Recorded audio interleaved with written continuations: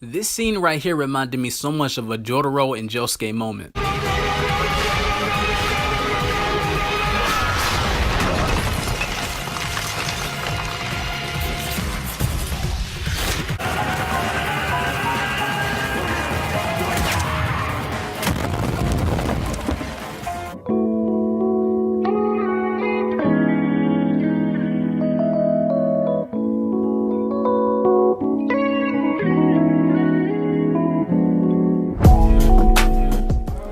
Yo, what's up guys? Welcome to J Claw's Anime Talk. Here to bring y'all another JoJo's Bizarre Adventures Part 5 episode review.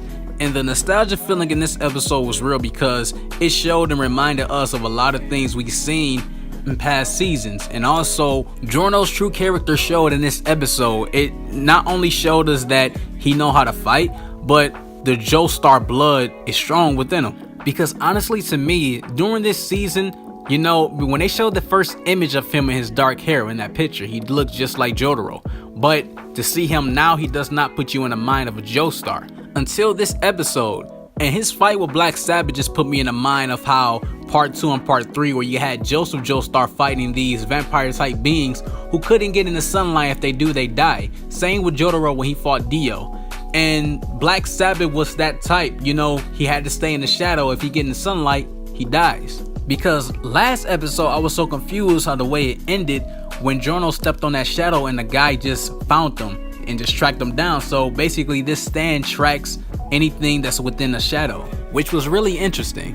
And the bow and arrow is also back that Koichi had mentioned. And I thought they were done with that in part 4, but it's brought back. And from part 4, we already know that if that bow and arrow hits someone, it awakens a stand ability, but if it doesn't work, they die. And Koichi mentioned that the bow and arrow that's in that stand's mouth reminded him of the one he got shot with that awakened his stand ability. And it makes sense the reason why Polpo's stand was screaming out, "You are the chosen one." He was trying to test out if Giorno is a stand user. Now they don't specifically say that's the same type of arrow, but if it is, if it works the same way, what other victims did he shoot with that arrow that became stand users?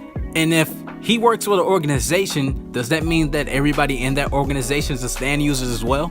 Because if that's the case, man, the fighting in this season is going to be ridiculous. Because towards the end, Bruno shows Giorno the people that he worked with, and they're all stand users in the organization. So it just makes me wonder, were these guys born with their stand abilities, or did they fall victim to Polpo's stand getting shot with the arrow? Is that how it worked?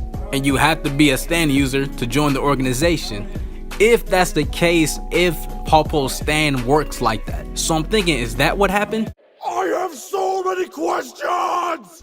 Now this scene right here when Giorno brought back the lighter, I did not expect that he would go ahead and change the banana into a gun. You know, I did not know that Polpo would die in this episode in this season so early. And I've seen people already saying that Giorno is a murderer, but he's really not.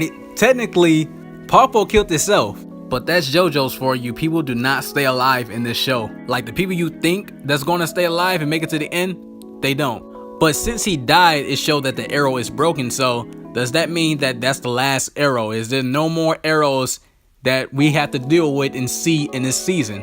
And I doubt it, because I believe that's foreshadowing something. I believe it's way more arrows out there. But I definitely don't want to see a repeat of last season where they trying to find the guy who's just shooting people with arrows and they becoming stands. I don't want to see that again.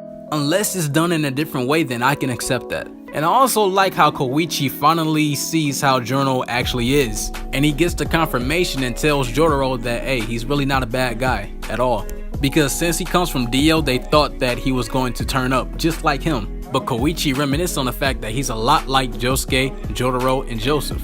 And this episode was definitely a step up from last episode. Last episode was alright, but I felt like it was a lot of exposition and a lot of teasing towards the end. Nothing much happened. But I will say this episode definitely is my personal favorite of the season so far. You know, these are the type of episodes I want to see more of towards the season. But, you know, not every episode has to be all about fighting. You know, that's not the case.